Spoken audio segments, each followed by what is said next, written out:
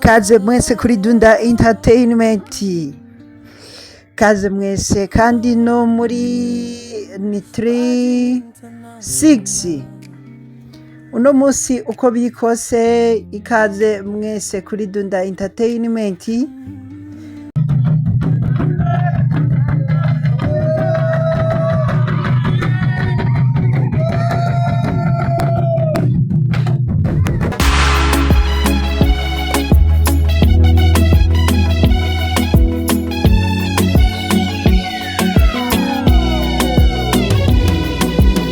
Uno musi uko bikose, ikaze mwese kuri Dunda Entertainment.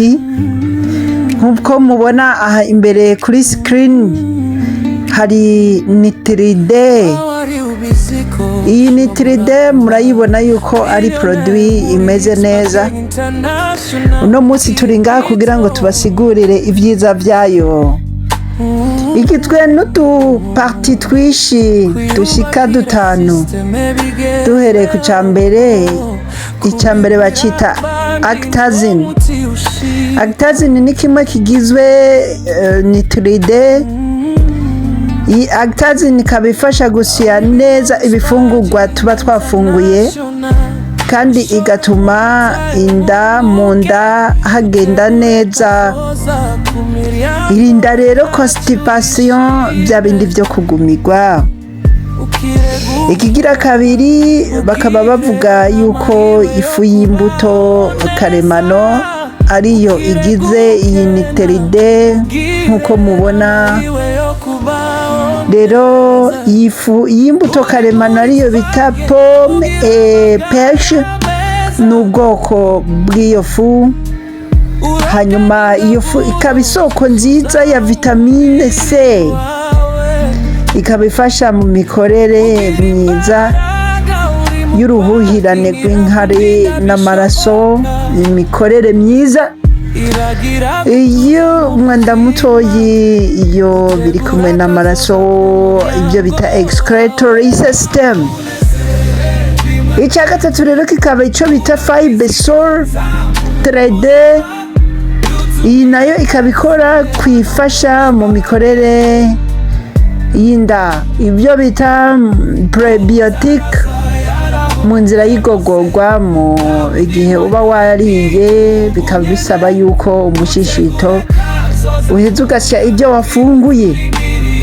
Nutri-D rero irafasha muri iyo nzira y'igogorwa, ntugire nico bita constipation.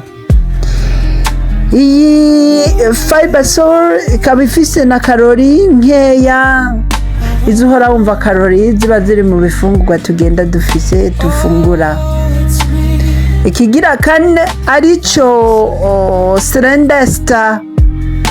Iyi nayo ikaba ituma twumva duhaze, hahandi ushobora gufungura ikintu ukumva mu kanya urashonje. Ariko rimwe rimwe kunda gusanga bimwe hari ibyo dufungura nk'ibijumbu, amateke, iki ukumva nyine urahaze. Ni Nutri-D iyo wayihereje imeze gute? Nutri-D uraheza ukumva uhaze, nta nzara uheza ngo ugire. Ni nko kunywa amazi wanyotewe, amazi nayo akaba agufasha kumera neza. Boire de l'eau à jeun, igihe unywa amazi usa n'utarajya, urumva yuko umenga mu nda hariyo umuremo. N'icyayi rero washizemo Nutri-D biraheza bikagufasha kugira ngo ukore cyane, utumva umenga urashonje. Uburyo rero bwa karemano ubu nabwo buraheza bukagabanya, bukanagenzura ibiro by'umubiri. Muca bumva ko Nutri-D igenzura ibiro by'umubiri, ntimanura epfo ku rugero ruri normal, kandi ibiro ntibiduga ngo bikurengere. Iyo uri kurafata Nutri-D uraheza n'ibiro bikagabanuka, kuko bya bindi bita magrese abarimwo n'iyindi mikorere mibi y'umubiri, ibinure, aribyo bituma umuntu agwara indwara zitandukanye, harimo na n'izi z'umutima murumva biragabanuka. Ikigira gatanu nico twita frutafit. Iyi nayo iri muri NUTRI-D, ikaba ikora nk'ifunguro rifasha itunganyabuzima, kandi ikaba ifasha n'utunyabuzima twiza tuba turi mu mara. Murabizi iyo umuntu agwaye inzoka haba harazamwo utunyabuzima tundi tugatuma umuntu atamererwa neza mu nda, ariko NUTRI-D nayo iraza ikoza mu mara hanyuma igasigamwo utunyabuzima twiza dufasha amara gukora neza. Ikigira gatandatu harimwo n'ibyo usanga biri fermente, ni bya bindi baba babanje kuba barinda kugira imbuto zisembuye, nk'akarorero nk'ingano iyo bagombye ko ziba fermente barazigira bakazinika zikazana imiribo. Rero iki cya gatandatu bavuga ngo fermented grain extract, ni ukuvuga bakuramo ifu y'imbuto z'imboga zasembuwe, zinitswe cyangwa zakaranzwe. Iyi nayo ikaba iteza imbere amagara y'amara kandi igakomeza ubudahangarwa bw'umubiri, icyo bita immune system. Muri immune system uca wumva yuko haba harimwo abasirikare b'umubiri. Abo nabo iyo bayumva ni hahandi ubona umuntu agwaragurika. Nayo ubundi NUTRI-D iraza ikabakomeza, ugaca wumva ko n'amaserire nayo nyene aza agakomera, ya maserire vegetale canke serire productive. Izi rero zose NUTRI-D iraheza ikazikorera umuti, ugasanga umuntu ameze neza. NUTRI-D rero ni kimwe mu byo Nutri-6 ikora. Mu Burundi tukaba tumaze gushikirwa n'ingaburo 4, hakaba hariho NUTRI-D, akaba ariyo twariko turavuga ubu. Hagaca hakurikira iyindi yitwa NUTRI-B. NUTRI-B niyo tuzobandanya ejo hazaza. Hagaca hakurikira NUTRI-TEC. Iyi NUTRI-TEC igaca ikurikirwa na NUTRI-COFFEE, icyayi cyo muri Nutri-6. Buri muntu wese arafise uburenganzira.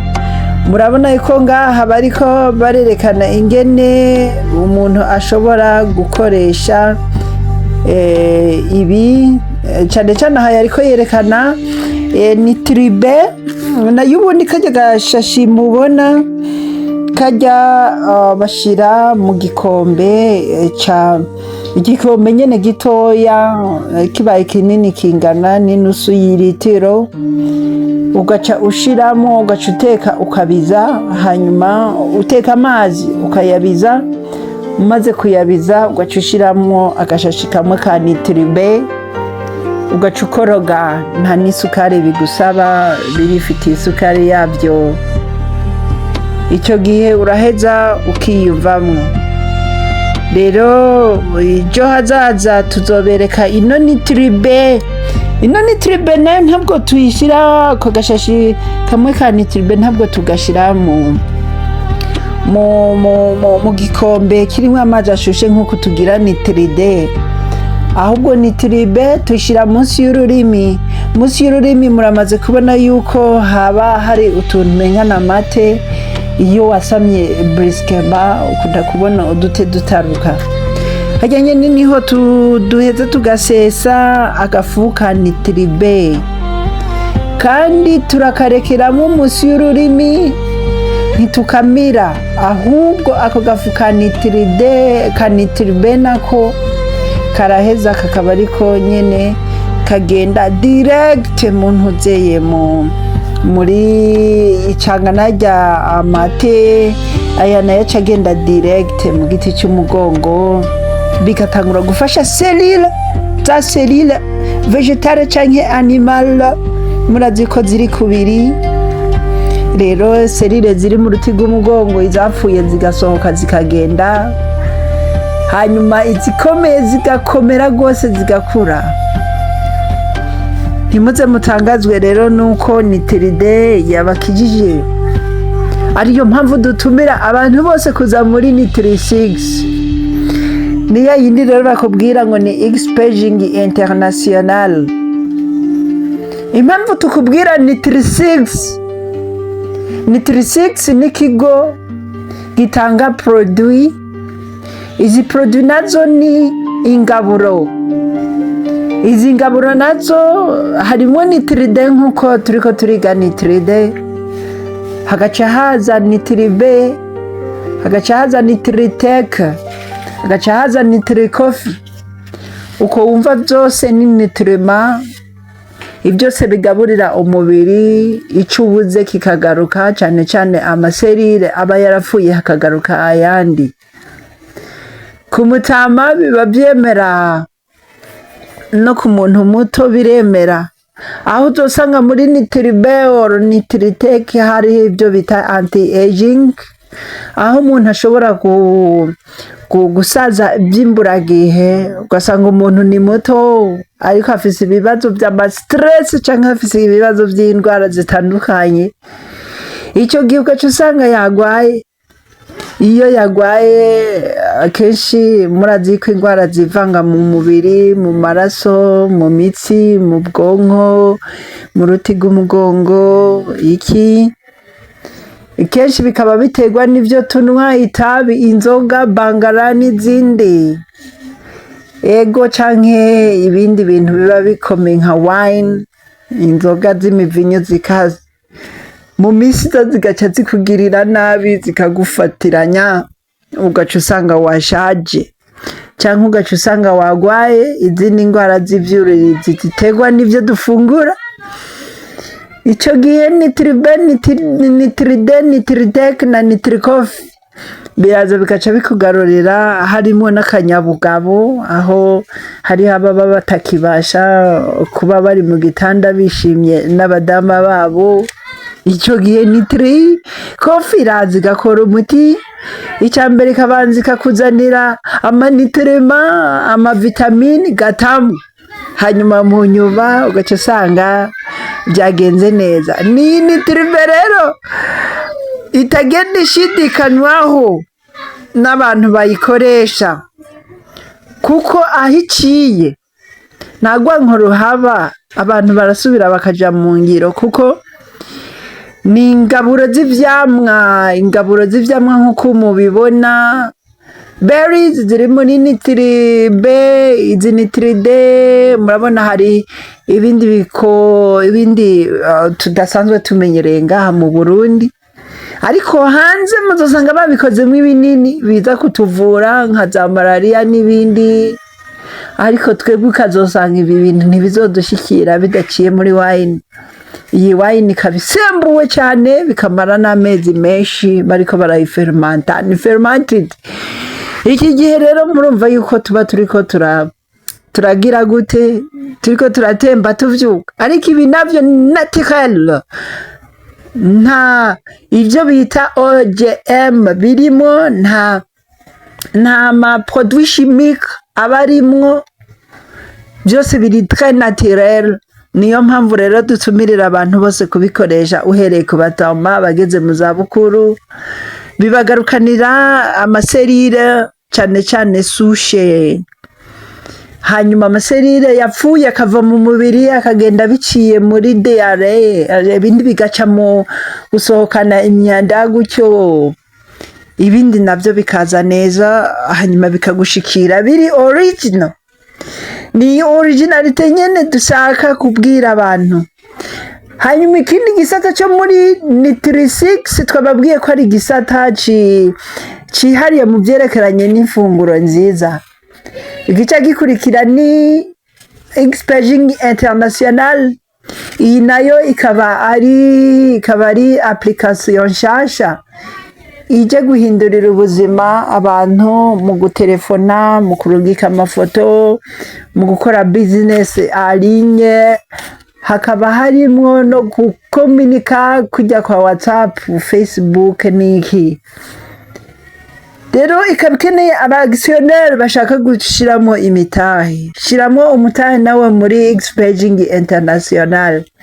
Amahera make abari hafi $200 tukabiharura mu miliyoni n'ibihumbi 26 akaba ari wo muto mutahe muto wozana. Urabona rero bwa busashe burimo n'ubu kanagasashe kamwe. Urabona rero hari ahantu basigaje ho gukata. Hana wundi wo kati no bikankaragira amanzi ukagira nyene nkuko kwakundi hamugaca ukata. Mwapere ugaca usukamwo rero yama muri yamazi ashushe koroka n'ikiyiko kwako nyene kimenye ugakoroga ndakukoroga karindira nimba birana dura kugira ngo nicumwa bigishije bigiturire hamugaca kugira waje kubikora uno munsi gusa iyi ni misi ejo ku mugoroba ejo mu gatondo ukirirwa nyene wumva umunsi urashobora kugira akadiyare urashobora kugira diyare urashobora kuvumenga mu nda hari ibintu biriko byiruka uko wavuze ati ndawe utinze iki ivyo byose uraza kuvyumva. Hama rero wewe ejo ku mugoroba nyene uzongera ufungure kare haize nk'amasaha abiri ugira kangahe hamwe gusa. Hama inyuma yaho ikintu uzoca ukora nuko uzoca utangura yo gufata izi iyi uzoca uhera kuwa gatatu mu gatondo. Nimba ukunda kunywa icyayi nka saa moya saa mbiri cya bisaba nka 5 urayibona ubyuke nako nyene kameze nk'uko nta na kimwe mugabo kakoko ni kanini koko kagarukiriza mu ngaho urapasura nyene nayo nyene barasigaje akantu nk'uko butabota muguka manzi ukagira uko hama ugacushira musi y'ururimi birumvika. Hama ntucunwa twonyene turiyonza turayonga bon hari ukuntu uzawumva amata menshi hariho n'abantu usanga amata bigatari kirere ariko wewe ntucumira ko turiyonza uza kumira vyaheze.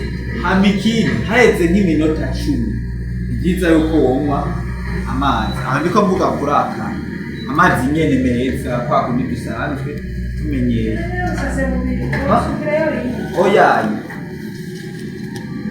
uzofata nk'ubu kubera ko iyi niyo ugiye gufata bubiri aho uzoca urafata kamwe. Aha iyi kuwa gatatu bisaba nzogerageza ibishoboka byose ndondere canke jewe ndakurondera umbwire uko umeze birumvikana umbwire uko umeze. Yego nuko sinzi ko wogira nk'akabazo mbaze kugira ngo ubifate neza ko imbere yuko ufatiye ndaje tuzovugana ari bijya tuko turihereza dufateko ubu umeze nk'uko iyo waborewe wanyoye ibintu nyene biwankiriza nuko ego reka tubikore twisunze iyi NUTRI-D urabibona murabona ko itanguye guhinduka abariko baraturaba uku niko produit kuniko ikora mu mubiri w'umuntu iriko iragira cya kindi bita bayita detoxification ego kuko amaserere y'umuntu yibera hariya mu giti cy'umugongo niho hari centrale y'amaserere y'umuntu. Nico gituma bavuga ko umuntu yavunitse umugongo biba bihetse rero hariya bakafata rero bakaja bamuterera amaserere sushi ambirionnaire. Rero ingorane birimwo ujya kuko ababaye fecondation hovuye mu mwana